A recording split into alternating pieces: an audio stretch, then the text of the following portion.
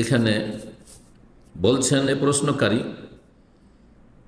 যে ইচ্ছাকৃত ত্যাগ করলে অথবা সুনির্দিষ্ট কতদিন ইচ্ছাকৃত সালাত ত্যাগ করলে সে মানুষটা পুরোপুরি সম্পূর্ণরূপে কাফের হয়ে যাবে জানিবারি। যেই ব্যক্তি মোটে নামাজ পড়ে না, 5 ওয়াক্তের 1 ওয়াক্ত পড়ে, জুমা পড়ে শুধু, সেই ব্যক্তি সঠিক মতে সে বড় কাফের, তার ইসলামে কোনো অংশ নেই।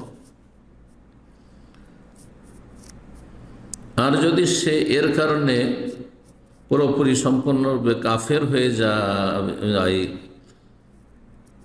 বলছেন যে কাফের হয়ে যায়, তাহলে কি সে স্বামী স্ত্রীর মধ্যে অটোমেটিক তালাক হয়ে যাবে?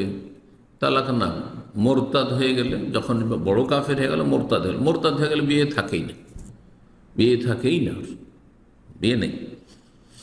মোরতাদের সাথে সংসার করা জায়েজ নয়, স্ত্রী বেনামাজি হোক অথবা স্বামী বেনামাজি হোক, দুইজনের একজন একেবারে নামাজ পড়ে না, তার সাথে কোনো বৈবাহিক সম্পর্ক থাকে না, ফাসকে নেকাহ, বিবাহ বিচ্ছিন্ন হয়ে যায়।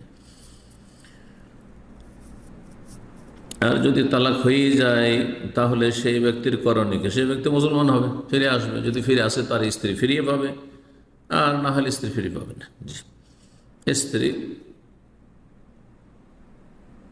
ইদ্দত পার করার পরে সে অন্য জায়গায় বিয়ে বসতে পারবে।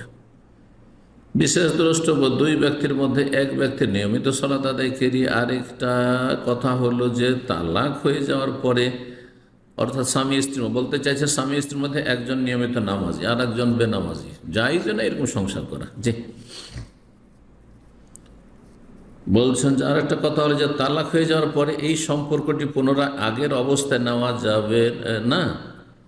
যাবে যদি মুসলিম হয় তাহলে যাবে, যদি বলে যে তওবা করে ফিরে আসলাম, ইদ্দতের মধ্যে ফিরে আসে, তওবা করে ফিরে আসলাম, আমি নামাজ ধরে নিলাম, তাহলে ফিরে আসবে, নিজের স্ত্রী থাকবে।